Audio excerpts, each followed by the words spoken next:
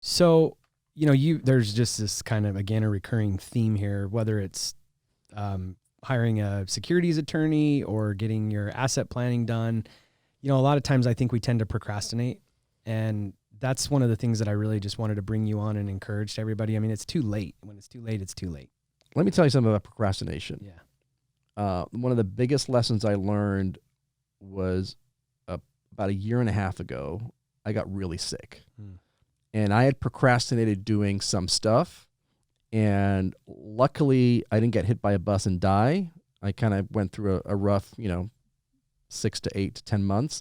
But if I'd gotten hit by a bus, we would have been in trouble, right? I actually did procrastinate on some stuff. I'll tell you. So the main thing, man, I tell you. So one of the things, I think you and I had even been talking about it at some point. I'd gotten the life insurance all set up, right? So if I got hit by a bus, great. I was in the process of looking into disability insurance. Wow. But I'd procrastinated, and then this happened, which totally would have kicked in a disability insurance. Now, luckily, we had stuff set aside, and we were fine. But that was a procrastination that I did, and the main procrastination for me was like, I got to get away from being the single point failure, right? I'm a one-man show. I got to do this, but you're so involved in the day-to-day of your business that you're like, I'll get to it tomorrow. I got to do it next year. Yeah, it's on my goals, and you just put it aside. And so, yeah, and that's what happened to me. So once I got out of it, that was priority one for me, was like, stop. I started in motion. That's why I started to build the team now. So I'm no longer, if it happened again, I'm no longer a single point failure. I got a team in place. Everything's great. Disability is a little tough because, nobody's going to insure me for a little bit because of the health stuff. But yeah, definitely do not procrastinate.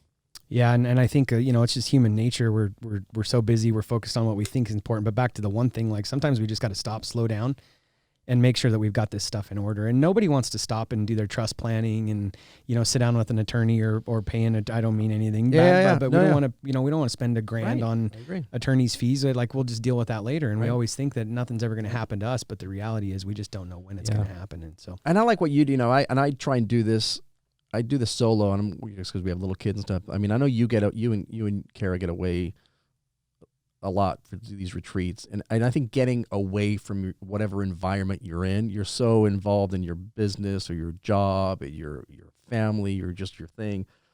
You don't have to do anything fancy, but just get out of that environment. Go rent the hotel room down the street, and just lock yourself up for a weekend and think, and just be, that's when you clear your mind a little bit and you can start focusing on that kind of stuff. So the other side of procrastination, this is the flip. So we always think that, these things are never going to happen to us.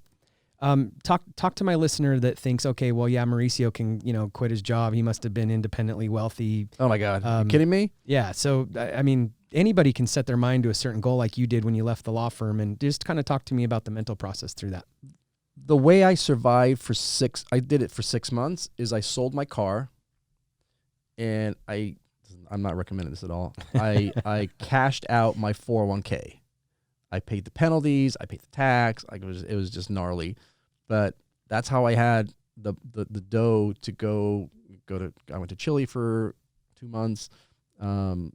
Basically took a sabbatical, and then after 6 months, money dried up. So, student debt. I mean, but when the why is big enough. Then you just find a way.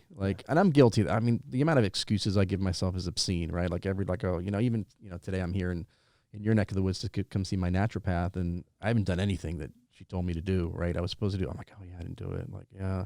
Oh, the probiotics. haven't. And she's like, why? I'm like, I don't know. You just procrastinate. So, but when your why is big enough, I think that's going to be. And so for me, when I left the firm, my why was huge because I was missing all these important events. I was getting sick, wasn't a good thing.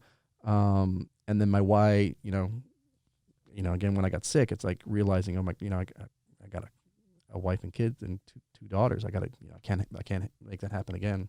Yeah, we put all this time and energy and effort into building our businesses, our careers, our brands. And that why, and that, just even back to the formula of what do you really want? But step 2 is why do you want it? And I think that's extremely important. What's the why behind it? We were talking about this right before we're going on, and I'm as material driven as anyone, right? But and you had a cool thing that you were telling me about. But like I've been trying to put like material things. Like if I get this done, I'm gonna buy myself this expensive, luxurious, waste of money thing. And it's getting up there. Like these things that I want to buy, or that's why I haven't bought them because they're like expensive. And that's still, it's not the right why. Like you've got to have the right why, and it's probably not materialistic because I'm proof of that. I haven't got the stuff I have to get done, hasn't gotten done even with this thing dangling in front of me. That carrot's not good enough.